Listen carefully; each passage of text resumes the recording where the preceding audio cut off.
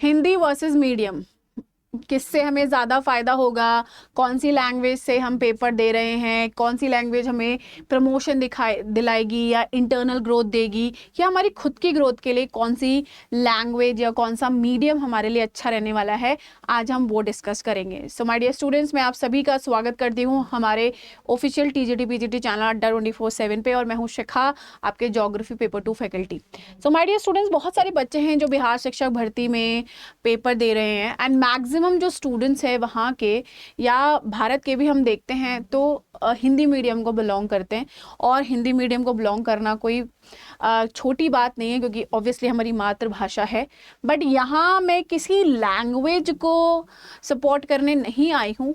As a teacher मैं सिर्फ आपको कुछ चीज़ें बताने आई हूँ जो आपकी पर्सनल ग्रोथ के लिए इम्पॉर्टेंट होती है। तो जैसे मैं भी यूजीसी नेट पे पढ़ाती हूँ या मैं पीजीटी ज्योग्राफी पढ़ाती हूँ, तो सबसे पहले तो मुझे ऐसा लगता है कि बीइंग अ टीचर मैं एक चीज़ अपने बच्चों को हमेशा बोलती हूँ और बताना चाहती हूँ कि स्टूडेंट को हमेशा अदर देन जो हमारे लैंग्वेज सब्जेक्ट है, हिंदी हुआ, इंग्लिश हुआ, जो लिटरेचर वाले हैं, या संस्कृत हुआ, के अलावा हमें जैसे मैं ज्योग्राफी पढ़ाती हूँ तो मुझे ऐसा लगता है कि हमें ना सब्जेक्ट आना चाहिए। ज्योग्राफी पे या सब्जेक्ट पे कमांड होनी चाहिए, और किसी सब्जेक्ट की अदर देन या लैंग्वेज सब्जेक्ट्स, उन सब्जेक्ट की कोई लैंग्वेज नहीं होती। इसका मतलब ज्योग्राफी की कोई लैंग्वेज नहीं है, वो सब्जेक्ट आना बहुत ज़रूरी है।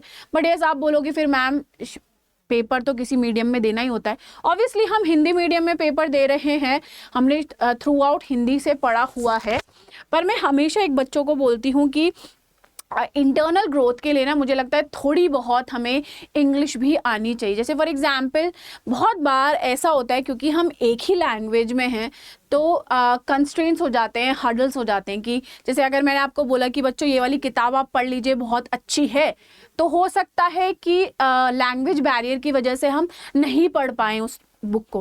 हो सकता है कितनी बार अंग्रेजी की किताब बहुत अच्छी है पर हम नहीं पढ़ पाते।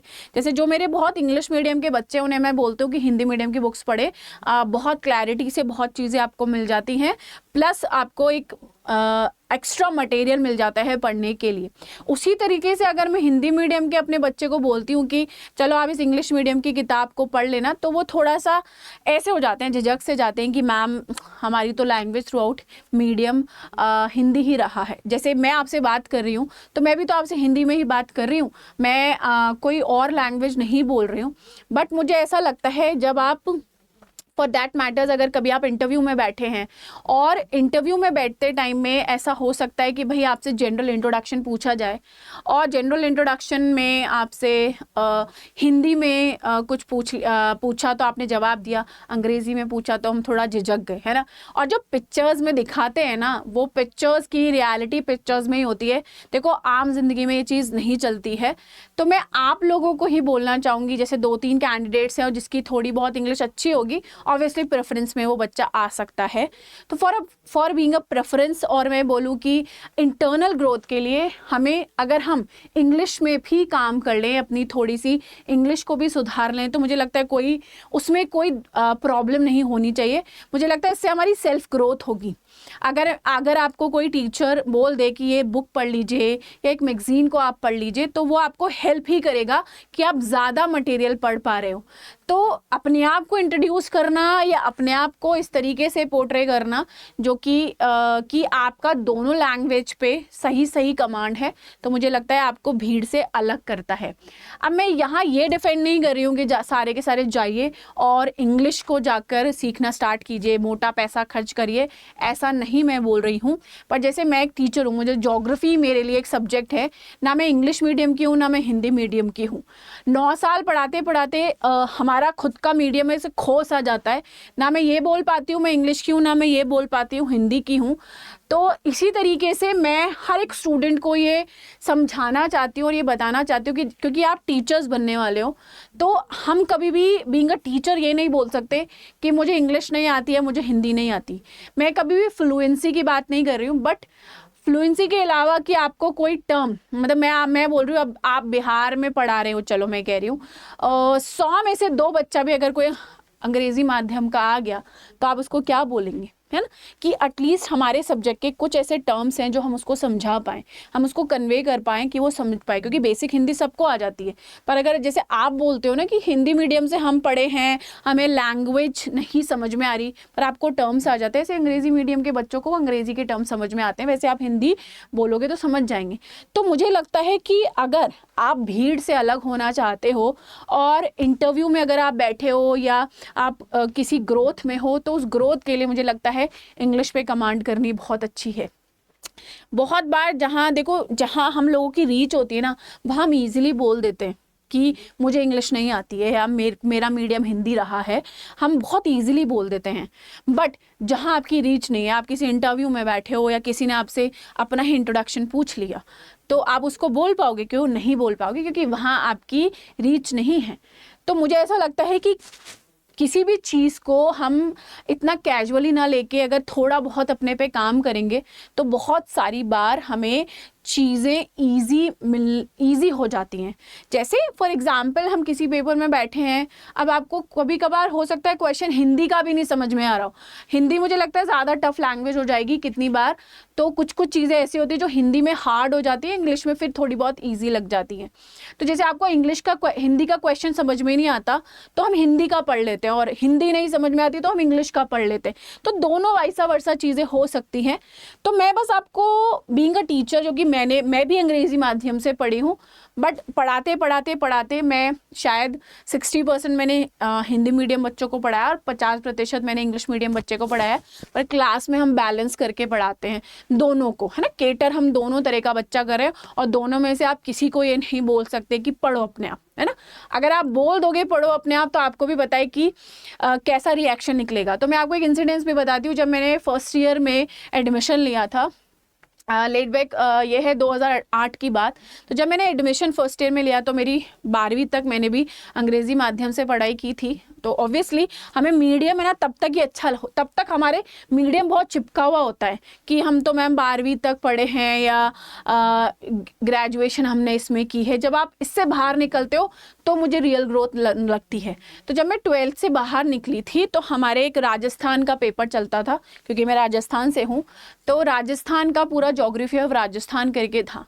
और जो टीचर पढ़ाता था वो टीचर मुझे आज तक याद है। वो मुझे इसलिए याद है क्योंकि मेरी पूरी क्लास में आई गेस 2 या 3 ही बच्चे थे जो इंग्लिश मीडियम के थे, एंड वो बहुत पुराने टीचर थे और बहुत ही फेमस टीचर। बट उन्होंने मुझे साफ मना कर दिया कि हम आपको इंग्लिश में नहीं पढ़ा सकते। तो वो जो इम्प्रिंट है ना मेरे दिमाग में, वो छप गया कि भाई हम नहीं पढ़ा सकते आपको। अब आपको भी पता है ऑक्सफोर्ड की इंग्लिश या हार्वर्ड की इंग्लिश तो हम नहीं बोल रहे हैं, पर बेसिक टर्म्स की मैं बात करती हूँ कि भाई अगर आप बेसिक टर्म, समुद्र को अगर मैंने ओशन बोल दिया या सी बोल दिया या रिवर बोल दिया, इस तरीके के अगर मैं टर्म्स बोल दूँ, या कुछ और अगर मैं कॉन्टिनेंट बोल दूँ, तो इस तरीके के टर्म्स हमें समझ में आने चाहिए अगर आप बेसिक टर्म्स की बात करें। और मैं ये नहीं बोल रही हूँ कि आपको बिल्कुल वैसी इंग्लिश बोलनी है जो बाकी के जो इंग्लिश मीडियम का बच्चा है या जो सीख कर आया है, बट मुझे ऐसा लगता है कि 4 लोगों में खड़े होकर हम बहुत कॉन्फिडेंटली बोल पाएँ, दैट इज़ इम्पॉर्टेंट। तो वो इम्प्रिंट जो मेरे दिमाग पे रहा है, वो मैं नहीं चाहती कि मेरे किसी स्टूडेंट पे हो। तो मेरा बच्चा कोई हिंदी मीडियम का है या अंग्रेजी माध्यम का है, उस हिसाब से तो अगर आप भी, और आप ऐसे मुझे लगता है बिहार के शिक्षा भर्ती का एग्ज़ाम दे रहे हो, तो आपको ये रिलेक्टेंसी दिमाग में नहीं रखनी चाहिए कि नहीं हमारा पेपर तो हमें तो हिंदी में ही देना है। बट आपको मुझे लगता है ग्रो करने के लिए, कल को हो सकता है आप बहुत अच्छा कर रहे हों, आपको आगे कहीं भेजा जाए, आपको कहीं अपनी स्टेट से बाहर भेजा जाए किसी चीज़ को रिप्रेजेंट करने के लिए, या आपको कंट्री को रिप्रेजेंट करने के लिए भेजा जाए, तो यू रिक्वायर्ड कि आप बेसिक किसी से कॉन्वर्सेशन कर पाए, बेसिक किसी से गुफ्तगू कर पाएँ, उसके लिए बेसिक आना बहुत ज़रूरी है ना। तो मुझे लगता है कि कोई भी बैकग्राउंड से आप आए हो, कुछ भी आप सीख सकते हो, है ना। वो फर्स्ट ईयर जो मेरा था, वो मैंने पूरी इंग्लिश तो हिंदी डिक्शनरी पढ़कर निकाला था। तो उस दिन से मेरे पास, मैंने अपने आप को ये कहा था कि भाई जैसे मुझे इंग्लिश आती है, मुझे हिंदी आनी बहुत ज़रूरी है, रिक्वायर्ड है। तो ऐसे मैं आपको भी बोल रही हूँ, ये आपकी डे टू डे लाइफ में भी बहुत हेल्प करेगा कि भाई आपको हिंदी तो चलो बहुत अच्छी आती है, आप थोड़ी अंग्रेज़ी पे भी ध्यान दें। एंड ट्रस्ट मी, जब आपको थोड़ी बहुत, मतलब बेसिक की मैं बात कर रही हूँ, कि अगर आपको बेसिक भी इंग्लिश आ जाएगी तो इट वुड बी लाइक कि आप क्या कर पाओगे, आप बेसिकली बहुत चीज़ों से डील कर पाओगे, है ना। और हार्ड नहीं, सच में हिंदी आती है ना, तो हिंदी बेसिकली हम जननी मानते हैं, तो वहाँ से आपको हर लैंग्वेज आ जाएगी, तो आप खुद अपने आप में बहुत ही कॉन्फिडेंट फील करोगे। एंड ग्रोथ के लिए अगर आप बीपीएससी का भी एग्ज़ाम दे रहे हो या कोई भी एग्ज़ाम है बिहार का दे रहे हो, उसके मुझे लगता है इंटरनल ग्रोथ के लिए you should learn what ever is people saying कि नहीं बहुत है हिंदी आती है तो, but it makes a difference, ये डिफरेंस क्रिएट करेगा। तो मैं आपको बोल रही हूँ, आप जब कर को पढ़ाओगे और कोई बच्चे ने आपसे कुछ पूछा तो हम क्या करेंगे, उसको डांट के बिठा देंगे, हाँ, हम उसको बोल देंगे नहीं ऐसा नहीं है, तो बच्चे को दिमाग में वैसा ही इम्प्रिंट आएगा जैसे मेरे दिमाग में है। तो ऐसा इम्प्रिंट नहीं आना चाहिए। 4 लोग में आप इंटरव्यू में बैठे और किसी ने आपसे कुछ पूछा, लेट्स से मैं पूछूं पूरा इंटरव्यू हिंदी में हुआ, कुछ 2-4 टर्म्स आपसे ऐसे पूछ लिए गए या बोल दिए गए और वो आपको नहीं आए और उसकी वजह से आपका सिलेक्शन नहीं हुआ, तो ये सारी चीज़ों की वजह से ही मैं आपको बोल रही हूँ कि आपको थोड़ी बहुत इंग्लिश सीखनी चाहिए, सब्जेक्ट वाली। अगर वो सब्जेक्ट वाली भी सीख पाओगे तो मुझे लगता है वो बहुत है, जनरल इंग्लिश भी आप सीख पाओगे तो बहुत है, एडवांस नहीं बोल रही हूँ बट हाँ।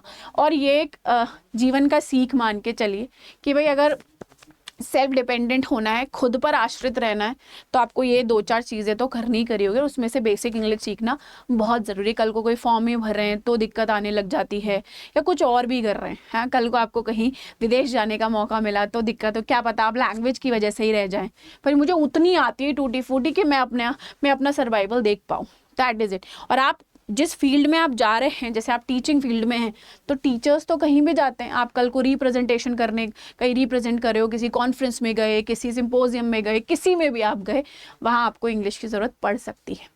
बेसिक इंग्लिश जो है, मैं आपको मुझे बेसिक हिंदी आती है अगर मैं बिल्कुल ही सब्जेक्ट की बात करूं तो, बट हाँ सर्वाइवल की जितनी मुझे आती है और मैं सर्वाइव कर गई, तो आप भी पूछे अपने आप से कि उतनी इंग्लिश मुझे आती है कि मैं सर्वाइव कर पाऊँ, बाकी से अलग हट पाऊँ और आउटशाइन कर पाऊँ, कि मेरे को उतना आता है कि मैं अगर कहीं गया या गई तो कॉन्फिडेंटली कर पाऊँ। ऐसा ना हो कि मुझे तो हिंदी आती है ना, बिल्कुल ही आप ऐसे नहीं झड़क सकते किसी को कि मुझे तो हिंदी ही आती है।